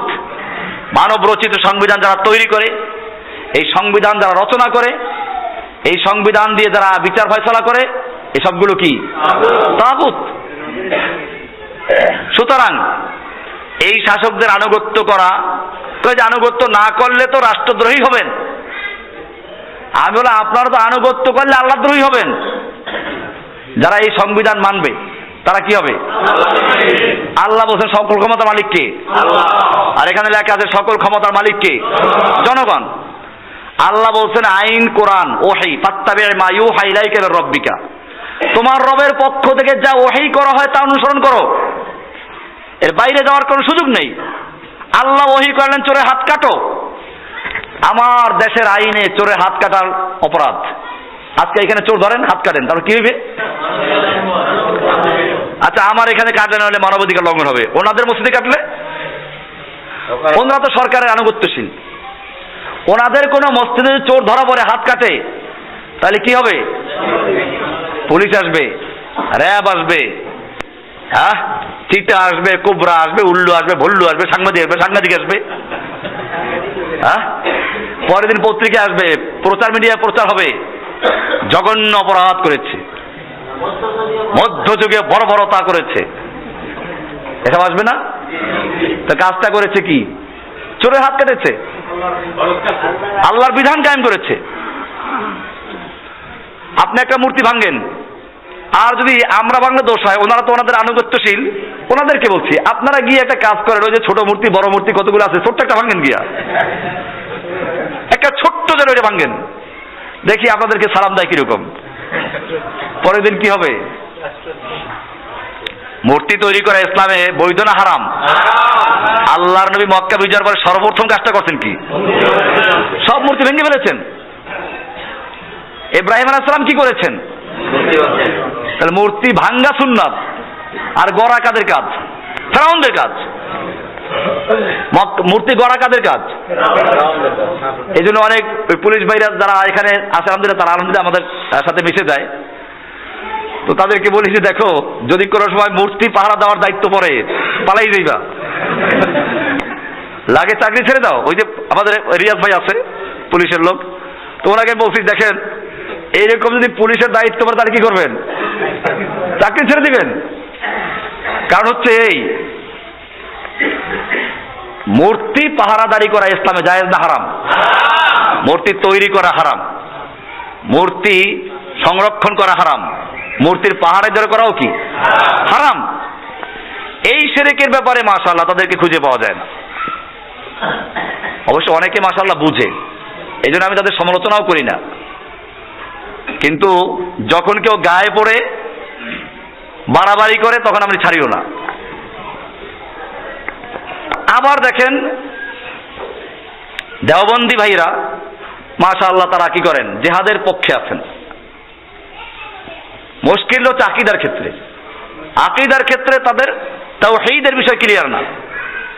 সুফিবাদী তাদের মধ্যেও আছে, বেশ কম এতটুকু। বেরলভীরা বলে নবী গায়েব জানে, দেওবন্দিরা বলে না নবী গায়েব জানে না।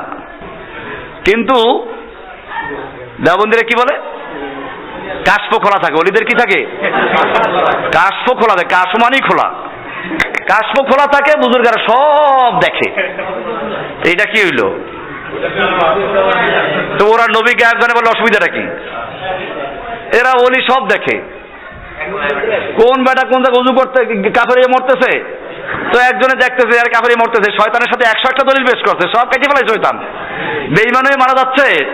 ওই পীরের কাছে একদিনের জন্য গেছিল, তো পীর দেখলো যে বেঈমান হয়ে মারা যাচ্ছে, তখন বলছে ক বিনা দলিলে এক আল্লাহ, দেখলো ওটা বাইরিয়া। এই বিশ্বাস করে। এই বিশ্বাস যদি করে তাহলে ওরা দোষ করলো কি? এই জন্য মনে রাখতে হবে এই বিষয়গুলো আসলো কোত্থেকে, আজকে এই আলোচনা ঢুকলো কোত্থেকে। আচ্ছা যাই হোক, তো আমরা বোধহয় আলোচনাটা হারাই ফেলছি আসলে। আমি আসলে এখন লম্বা লেকচার দেওয়ার জন্য বসি নাই, অল্প কিছু কথা বলার ছিল এইটার উপরে। তা আমি আমার ভাইদেরকে সাবধান করব, এই জাতীয় লোকদের যে লেকচারগুলো আছে বিভ্রান্তির কোনো কারণ নেই। আমরা ইসলাম ওই ইসলাম পালন করে যে ইসলাম মদিনায় পূর্ণতা লাভ করেছে, আমরা পূর্ণ ইসলাম পালন করি।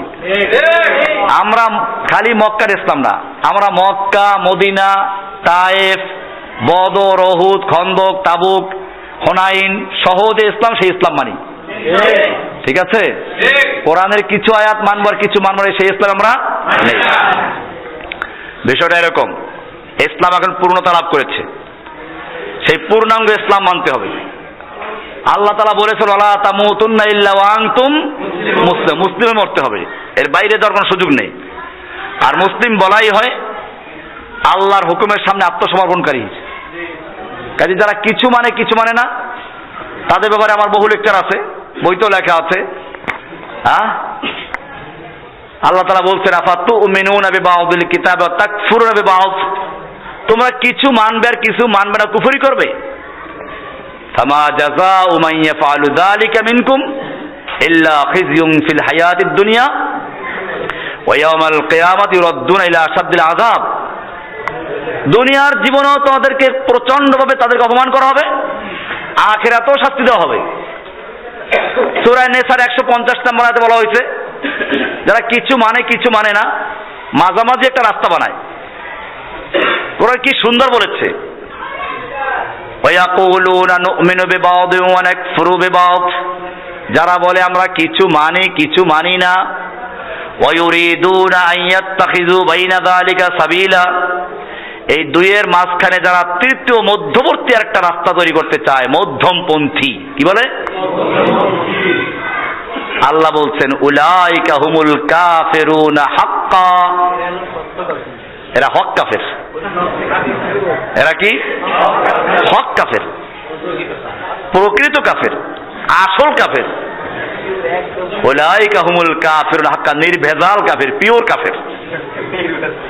দেখেন না কোরআনটা খুলে, সূরা নিসার 150 এবং 51 নম্বর আয়াত, 150 151।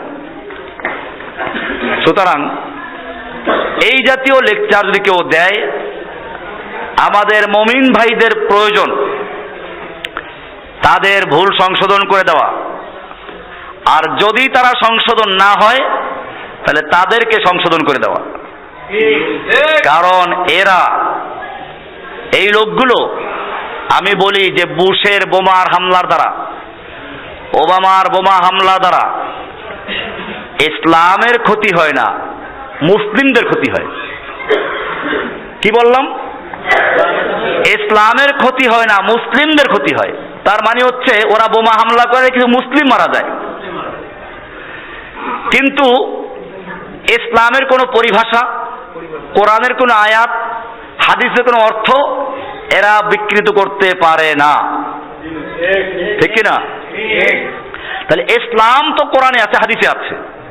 এই ইসলাম যে দিন, এই দিন ইসলামের কোনো ক্ষতি কাফেরদের বোমার দ্বারা হইতে পারে না, বরং আর উপকার হয়।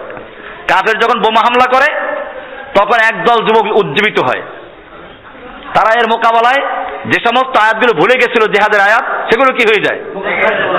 আমরা এখন জিহাদের আয়াতগুলো আলোচনা তো ভুলে যেতাম, কিন্তু যখন কুফাররা বোমা হামলা শুরু করেছে তখন তো আমরা জিহাদের লিস্টে দেওয়া শুরু করেছি।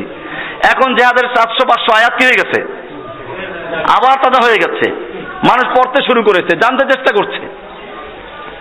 আর অপরদিকে এই লোকগুলো দ্বারা ক্ষতিটা হয় কি?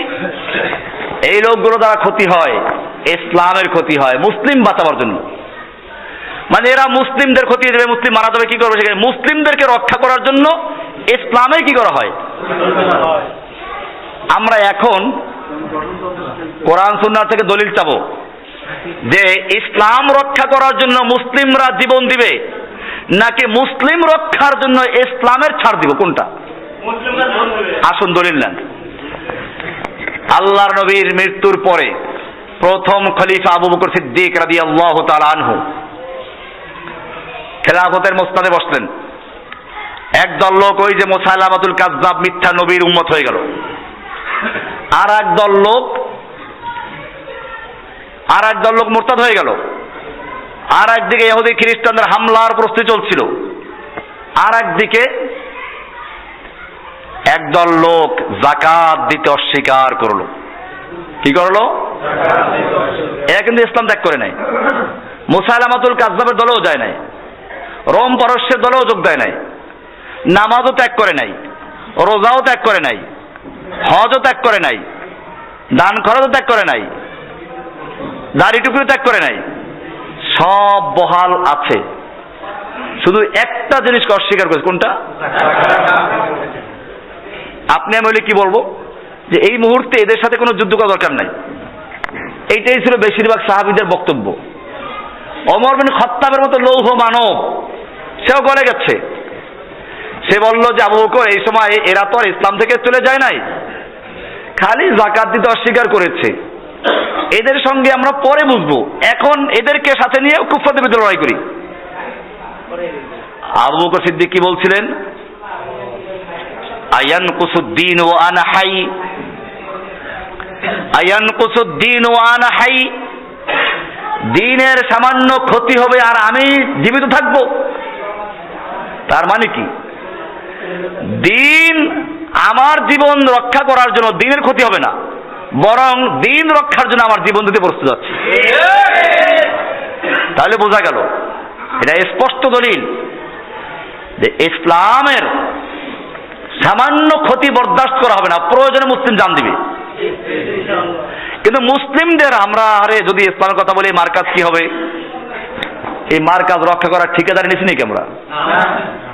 যে কদিন চলে চলো, না চলে কেন কাছে অসুবিধা কি? কয়েকটা ইট তো, আর কি হইলো? এত চিন্তা করে লাভটা কি? হ্যাঁ, মিছিল করে জসিমউদ্দিন আস্তানা এই বাংলা রাখবো না, মিছিল করে। হ্যাঁ, ওই যে ওনার সামনে বলছে, দেখছেন?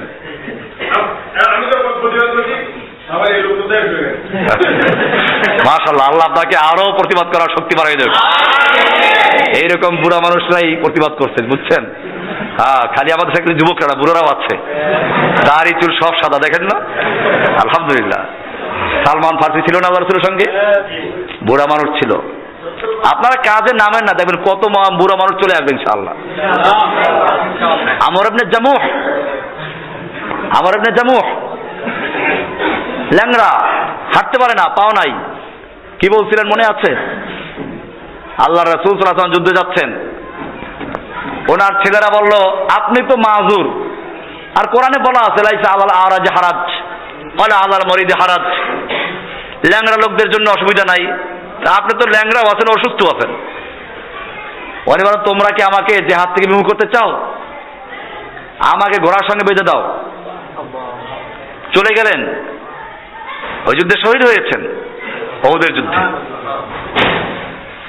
আলহামদুলিল্লাহ কাজে নামলে এরকম লোক থাকবে। বলছিলাম যে বিষয়টা যে আসলে দিন রক্ষার জন্য মুসলিমরা বাড়িঘর ত্যাগ করেছে, আত্মীয় স্বজন ত্যাগ করেছে, জীবন ত্যাগ করেছে, ইসলামকে বহাল রেখেছে। ইসলামকে ছাড় দিয়া মুসলিমরা নিজেরা আত্মরক্ষা করেছে। এটা দলীয়ভাবে হয় নাই, কি হয় নাই? ইসলামকে ছাড় দেওয়ার সুযোগ নেই। জি,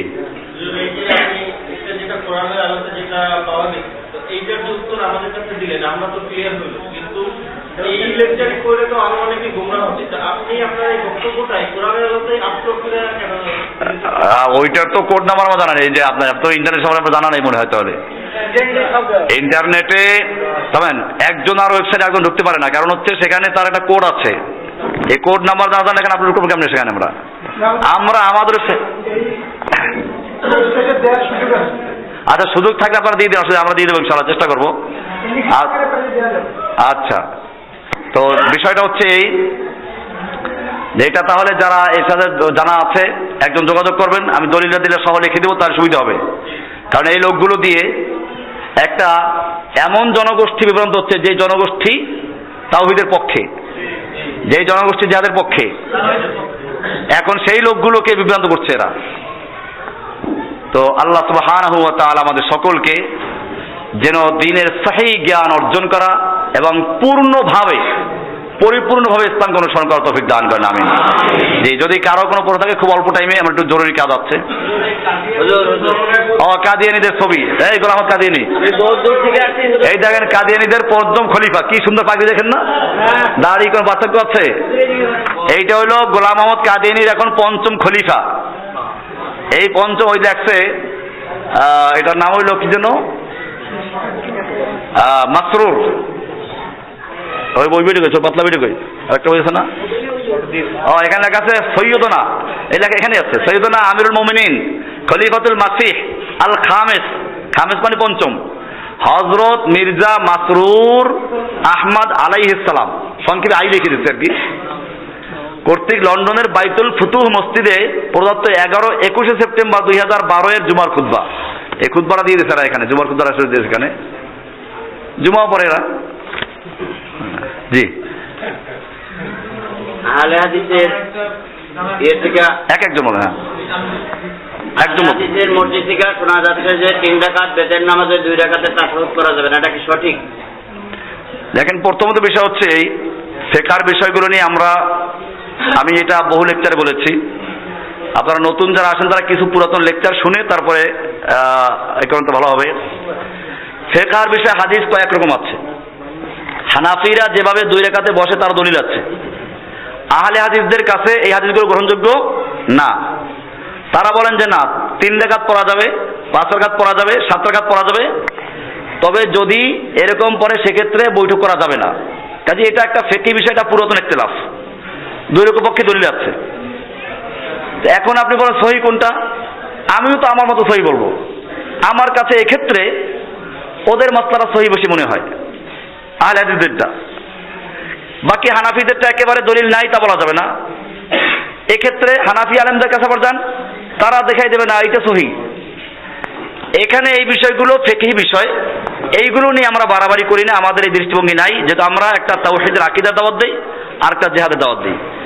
এক্ষেত্রে ফিকহি বিষয় যদি কোনো ইখতিলাফ থাকে, আমরা সেক্ষেত্রে মুস্তাসাহিল মানে ডিল, এক্ষেত্রে আমরা বলি যে এক্ষেত্রে বাড়াবাড়ি করি না আমরা। একটা কথা জি, বলা হচ্ছে যে হযরত মুহাম্মদ সাল্লাল্লাহু আলাইহি ওয়াসাল্লাম আমাদের নবী, কিয়ামতের ময়দানে তার সুপারিশ ছাড়া কেউ বেহেশতে যাবে না, এবং এও বলা হচ্ছে যে ফাতেমা রাদিয়াল্লাহু তাআলাকে বেহেশতে নারীদের সর্দারিনী বানানো হবে, ইমাম আযান হোসেনকে বেহেশতে যুবকদের সর্দার বানানো হবে, এগুলোর দলিল কি?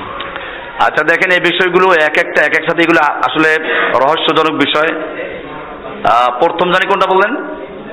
হযরত মুহাম্মদ সাল্লাল্লাহু আলাইহি ওয়াসাল্লামের কথা কোরআনে আছে কোথাও? আচ্ছা, সুপারিশ করা ছাড়া জানা যাওয়া যাবে না, তাই না? সুপারিশ আছে ওসাতুল মুমিনিনদের জন্য, কিন্তু আল্লাহর রাসূলের সুপারিশ ছাড়া কেউ যাবে না, এই কথাটা ঠিক না। কারণ কোরআনে হাদিসে বলা আছে মান ক্বালা লা ইলাহা ইল্লাল্লাহ দাখালাল জান্নাহ, যে লা ইলাহা ইল্লাল্লাহ সিদকাম মিন কলবি, একটা শর্ত আছে অন্য জায়গায়, যে আন্তরিক বিশ্বাস নিয়ে যদি কোনো ব্যক্তি লা ইলাহা ইল্লাল্লাহ বলে তো সে অবশ্যই জান্নাতে প্রবেশ করবে। এখানে সুপারিশের শর্ত লাগানো হয় নাই। হ্যাঁ, সুপারিশ প্রয়োজন কার জন্য? ওসাতুল মুমিনিন, মুমিনদের মধ্যে যারা পাপী, কোনো আমলের কারণে জাহান্নামে চলে গেছে অথবা জাহান্নামে চলে যাচ্ছে, তাদের জন্য সুপারিশ করা হবে। এবং এটার পক্ষে দলিল আছে, নবীরা সুপারিশ করবেন। যে সমস্ত মুমিনরা মুক্তি পেয়েছেন এসব নিকাশ থেকে, তারা সুপারিশ করবেন। কিন্তু দুনিয়াতে কোনো ব্যক্তি গ্যারান্টি দিতে পারবে না যে সুপারিশ করবে। এটা কোরআনে বলা আছে, আয়াতুল কুরসিতে বলা আছে, মান যাল্লাযী ইয়াশফাউ ইনদাহু ইল্লা বিইذনিহি। কে আছে এমন যে আল্লাহর কাছে সুপারিশ করবে আল্লাহর অনুমতি ব্যতি রেখে? তাহলে আল্লাহর অনুমতি পাইলে সুপারিশ করা যাবে। কার জন্য? তাও কোরআনে বলা আছে, ওয়ালা ইয়াশফাউনা ইল্লা লিমান ইরতাদা, ওয়ালা ইয়াশফাউনা লিমান ইরতাদা। আল্লাহ তাআলা যাকে পছন্দ করেন তাদের জন্যই সুপারিশ করতে পারবে, নিজের ইচ্ছা মতো না। পীর সাহেব ইচ্ছা করলে সুপারিশ করে নিয়ে যাবে না, সেটা না। যাই হোক, সুপারিশকে আমরা বিশ্বাস করি। একটা উত্তর দিলাম, বাকিগুলো থাক। এইরকম অন্যগুলো একই অবস্থা। জি, এইটার উত্তর আগে দিয়েছি। আপনি কি আজকে আসছেন না আগেও ছিলেন? তাহলে আপনি জেনে নিন আগের থেকে। আর এটাও বলে যাই, খুতবা 3 বার দিচ্ছি না। আগেরটা খুতবার অনুবাদ মেম্বার থেকে সরিয়ে দিচ্ছি, 3 খুতবা দিচ্ছি না। এটা একটা ওয়াজ, এটা আজকেও একটু বলে দিলাম। এটা একটা ওয়াজ করা হয়, খুতবার অনুবাদ, অর্থাৎ যে খুতবা দেওয়া হয় সেই খুতবার অনুবাদটা আগে শুনিয়ে দেওয়া হয়। খুতবা 2টাই, 3 খুতবা না। জি,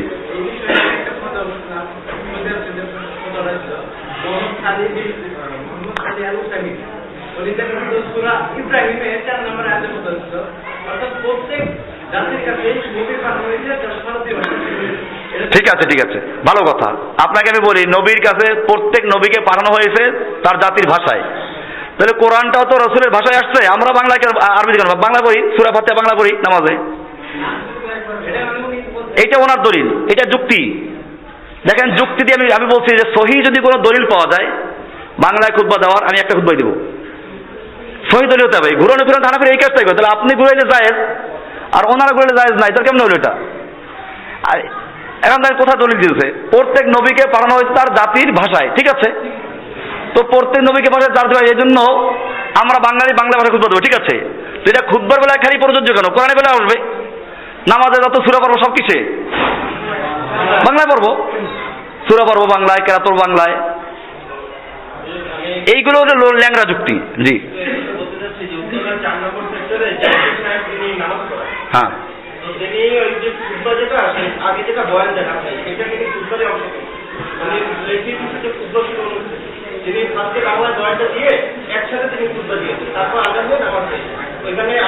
এইটা একটা সুযোগ আছে, ভালো কাছে প্রস্তাব করছেন, এইটা একটা সুযোগ আছে, ঠিক আছে।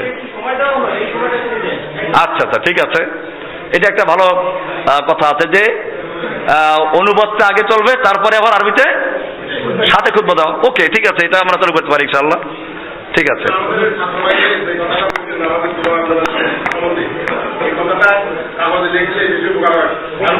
এটা লেখা আছে আমাদের কিতাবুদ দোয়া। কিতাবুদ দোয়া আছে না? কিতাবুদ দোয়ার মধ্যে এই চ্যাপ্টার আছে, হুবহু সব দেওয়া আছে, একেবারে দলিল সহ। আমার যেখানে আলহামদুলিল্লাহ আমাদের বাচ্চারা সবাই মুখস্থ করেছে। নামাজের একটা প্র্যাকটিক্যাল চালু করা যায় না? আমরা নামাজের বই লিখতেছি, বইটা লেখা হইলে ইনশাআল্লাহ প্র্যাকটিক্যাল দেখাবো। আর দলিলা দিল্লা আমরা মাঠে নামতে অস্ত্র লাগে না। তো আপনারা আমি একটা কথা বলি, আপনারা আমার অবস্থানটা বুঝবেন। আমি আর অন্যান্য আহলে হাদিসের আলেম এক না। আহলে হাদিসের আলেমের বিরুদ্ধে আমাদের ওলামারা লাগবে না কেউ, কারণ তাদের দ্বারা কিছু আসে যায় না। আমি কোন ফ্যামিলির লোক, অর্থাৎ কোন পরিবেশ থেকে আসা, এটা বুঝতে হবে। আজকে মনে করেন এই যে লোকগুলো দেখেন সব হানাফিদের থেকে আসা। এই যে মুরব্বী, কিসের আসা? সব হানাফিদের লোক। এর আরো অনেক মুরব্বী ছিল, এখন তারা চলে গেছে। তাহলে আমার দ্বারা যে কাজটা হচ্ছে সেটা অন্য পরিবেশে। এই কারণে আমার বিরুদ্ধে এই লোকগুলো খেপা বেশি। সেই কারণে আমি চাচ্ছি যে প্রত্যেকটা বিষয়ে যখন মুখ খুলবো দলিল সহ খুলবো। আগে কিতাব লিখে ছেড়ে দিব, এরপরে কি করবো এই বিষয়ে কাজ করবো ইনশাল্লাহ। চলছে কিতাব, সালাতের উপর বই লেখা হচ্ছে, এবং এটা শেষ হলে পরে ইনশাল্লাহ এই বিষয়গুলো আমরা আসবো ইনশাল্লাহ। জি, হ্যাঁ, এটা একটা প্রস্তাব যে প্রশ্ন যে এলেম শিক্ষার জন্য মাদ্রাসায় পড়া শিক্ষা কিনা শর্ত কিনা?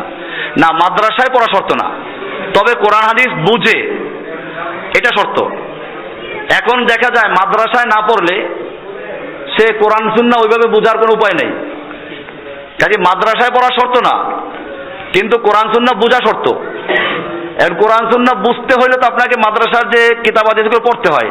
আপনি ইলমে নাহু জানলেন না, তা আপনি কিভাবে তর্জমা করবেন?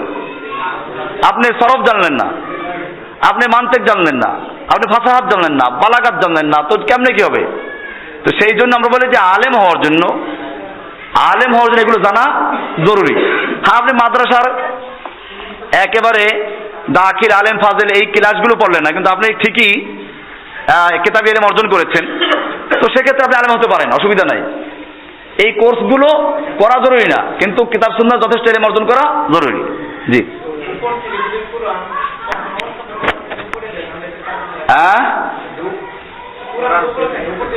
ওহো, পরে ইচ্ছে করতে ভালান না আপনি, ভুল হইলে মাপ। আল্লাহ রাসূল বলেছেন রুফিয়ান উম্মতের খাতা ওয়া নিসিয়ান, আমার উম্মতের ভুল ভ্রান্তি আল্লাহ মাফ করে দিবেন। আপনি কোরআনটাকে যথেষ্ট আদব করবেন, আল্লাহর কালাম, এর প্রতি অজান্তে পড়ে যায় আল্লাহর কাছে ক্ষমা চাইবেন, দোয়া আল্লাহ তওবা করবেন, ঠিক আছে। জি,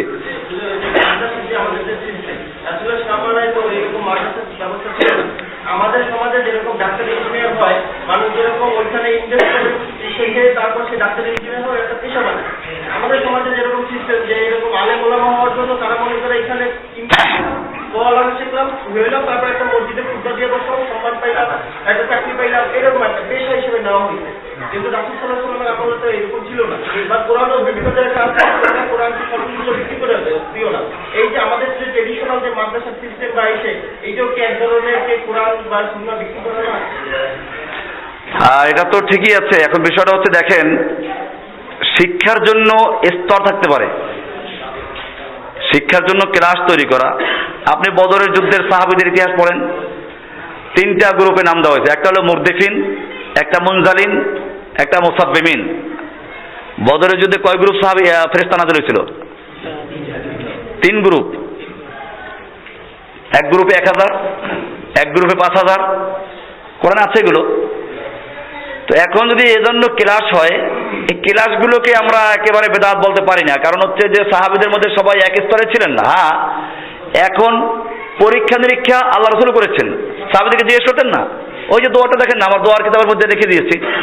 আল্লাহ রাসূল একজনকে দোয়া শিখাইলেন, তো দোয়ার মধ্যে ছিল হবে নবিয়্যিকাল্লাযী আরসালতা। আল্লাহ রাসূল জিজ্ঞেস করেন, বলো। সে বলল হবে রাসূলিকাল্লাযী আরসালতা, নবীর জায়গায় রাসূল বলছে।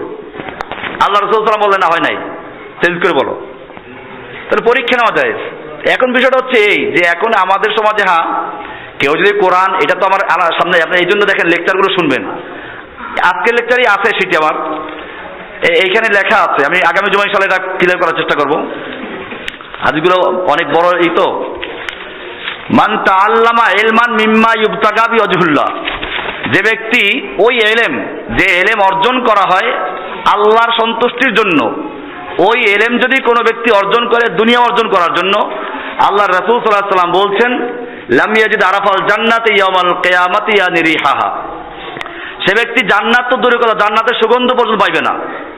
এটা আবু দাউদের 3666 নম্বর হাদিস, ইবনে মাজার 252 নম্বর হাদিস, মুসনাদে আহমদের 8457 নম্বর হাদিস, মিশকাত হাদিসটা আছে কিতাবুল ইলমে দেখে নেবেন। হাদিস পরিষ্কার বলা আছে মান তাআল্লামা ইলমান মিম্মা ইবতাগা বিহি ওয়াজহুল্লাহ, যে ব্যক্তি ওই এলেম, যে এলেম আল্লাহর জন্য অর্জন করা হয়, সেই এলেমটা অর্জন করলো কি জন্য? লা ইয়াতাআল্লামুহু ইল্লা লিয়ুসিবা বিহি আরাদাম মিনাদ দুনিয়া, সেটা অর্জন করেছে দুনিয়ার সামান্য সম্পদ অর্জন করার জন্য, চাকরি করার জন্য। লাম ইয়াজিদ আরাফাল জান্নাতি ইয়াউমাল কিয়ামাহ ইয়ানি রিহাহা, তাহলে সে ব্যক্তি জান্নাত তো দূরের কথা, জান্নাতের ঘ্রাণ পর্যন্ত পাবে না। এখন এই জন্য নিয়ত তাকে ঠিক করতে হবে যে আমি মাদ্রাসায় পড়লে কেন পড়ছি। কেউ যদি ওই উদ্দেশ্যে পড়ে তাহলে সে তো ওই যে এই হাদিস অনুযায়ী জাহান্নামের যাত্রী হবে, তার জন্য তার এই সুসংবাদ না। আমাদের এই বিষয়ে লেকচার আসতেছে, আলেমদের সময় এখন লেকচার আপনারা প্রশ্ন করেন না, কারণ আমার এর উপরে বেশিরভাগ লেকচার রয়ে গেছে। এই কয় পৃষ্ঠাও করতে পারি নাই, তাহলে কত পৃষ্ঠা আছে? আশা করি আপনাদের এই সমস্ত প্রশ্ন হবে, আলেমদের ভাগ আছে এখানে। হাদিস দুই পক্ষে আছে, আলেমদের মর্যাদাও আছে যেমন, আবার খারাপ আলেমদের সম্পর্কে হাদিস আছে।